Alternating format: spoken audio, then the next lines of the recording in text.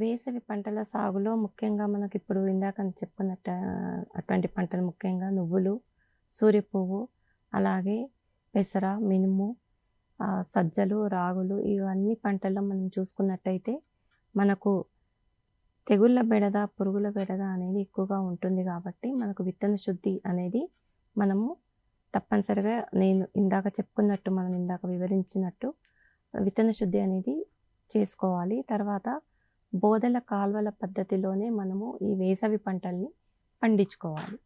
మూడోది సకాలంలో కలుపు నివారణ చేసుకున్నట్టయితే మనము మొక్కకు కలుపు బెడద నుంచి కాపాడుకోవచ్చు. తర్వాత ఎక్కడైతే మనకు నీటి ఎద్దడి సమస్య ఎక్కువగా ఉంటుందో అప్పుడు మనం ఒకవేళ మనకు అక్కడ అందుబాటులో ఈ వరిగడ్డి గనక మనకు అందుబాటులో ఉన్నట్టయితే మనం పంట వరుసల మధ్యలో మనం నీటి తడులు ఇచ్చిన తర్వాత ఆ పంట వరుసల మధ్యలో ఒకవేళ ఈ వరిగడ్డిని 1 ఎకరానికి 5 టన్నుల చొప్పున మనము నేలపైన మనం పేర్చినట్టయితే నేలలో ఉన్నటువంటి తేమ అనేది ఆవిరిగా మారకుండా మనం మొక్కలకు ఎక్కువ కాలము నీటిని అందించవచ్చు.